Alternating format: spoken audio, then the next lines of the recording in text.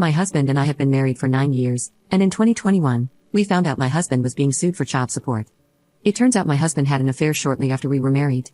It nearly ended our marriage, but we went to counseling together, and I agreed to stay in the marriage with the following provisions. My husband was to get a second job so that his child support payments did not affect our household budget, and at no point in time would I ever consider having a relationship with this child. If he wanted to pursue one with them, fine, but I have absolutely zero interest in this kid. To clarify, I never even wanted to have kids of my own, and one of our first date questions was if I ever wanted to have kids someday, and I said no. So my husband has been getting to know his kid over the past couple of years, and recently my husband came to me and informed me that there was some sort of baby mama drama. Apparently, she has to self-surrender in May and is going to be incarcerated for 8 months. My husband told me that he needed to take custody while his affair partner is locked up, otherwise, the kid would have to go to their grandparents, who basically live on the opposite coast from us. Their kid doesn't want to have to change schools or be so far away from their friends and dad. So, after my husband told me that, I got up and left the house. I went to the grocery store on the corner, grabbed a copy of our area's apartment guide, went back home, and handed it to him. He asked if I was serious, and I told him I still felt the same way as I did 3 years ago. He said he didn't think that was fair, considering the extenuating circumstances. I told him I don't care about the circumstances, his kid is not welcome in my home. If he wanted to take custody, I would grant him an amicable divorce, but I am not changing my mind, and I am most definitely not taking care of some other chick's kid. Edit. For all the people concerned about what a piece of work I am in making my poor husband work 2 jobs, he has never had a full-time job since we have been together. He works 2 part-time retail jobs now that add up to 40 to 50 hours a week. He currently only has supervised visitation with his kid. They see each other once or twice a month for a couple of hours with a social worker present. And for those who seem to think that I need to be the one to file for divorce, no, I will not. I am not the one who created this situation. If my husband wants to pursue custody, I have told him I will not fight it. I will grant him an amicable divorce and let him be on his way. However, I am not going to waste my own time, energy, and money to do so. He is responsible for getting his own ducks in a row for the situation he created.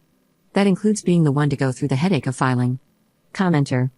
I feel like, although your husband is the jerk for putting you in this position, you are handling it like a jerk too. If you felt this strongly, you should have divorced him. Do you expect your husband to go to everything alone? Graduations, weddings, holidays? I feel bad for the kid. Ops response. Yep, graduations, weddings, holidays, and everything else. I told him I would not be a part of the kid's life. If he wanted to stay married to me, he would have to accept that. Otherwise, we would pursue divorce. He begged me not to divorce and said he wanted to fix our relationship. You feel bad for the kid? Well, yeah, the kid got dealt a crappy freaking hand, but not my kid, not my responsibility. Op in the comments.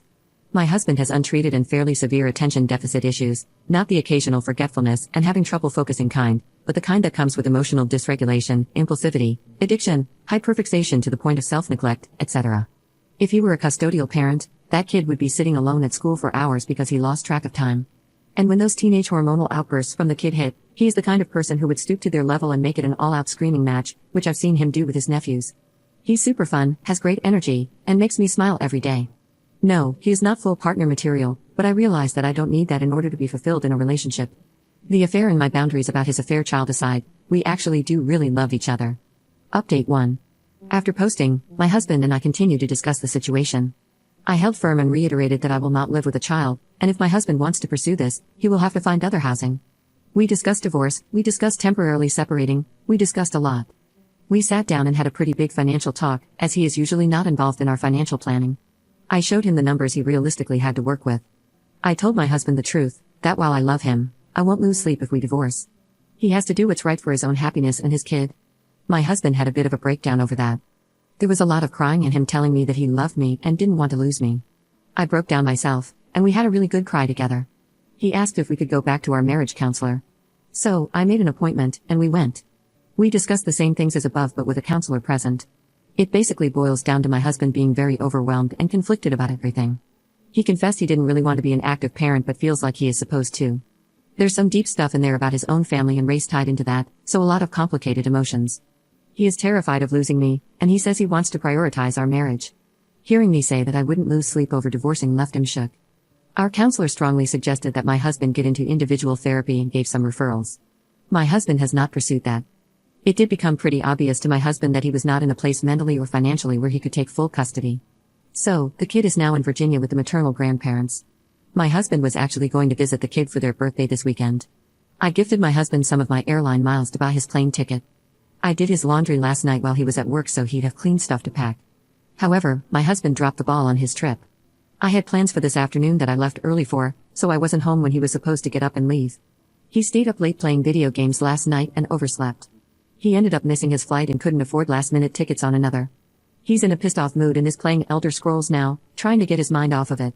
I've got my sister and some friends coming over for a salsa canning party in a bit, so I'm hoping he gets into a good groove with his game because I'm going to have so many margaritas. Commenter. He's terrified of losing you but won't do anything to better his own mental state and somehow make sense of this situation by going to individual therapy? He intentionally sabotages his own trip to see his kid after you literally gave him everything to make it happen, and now he's playing games and not contributing to preparing for a dinner party? It honestly sounds like he's trying to wear you down so you just agree to let the kid move in without him doing anything. Ops response. While you have very valid points, not helping me prepare the dinner party is not his fault.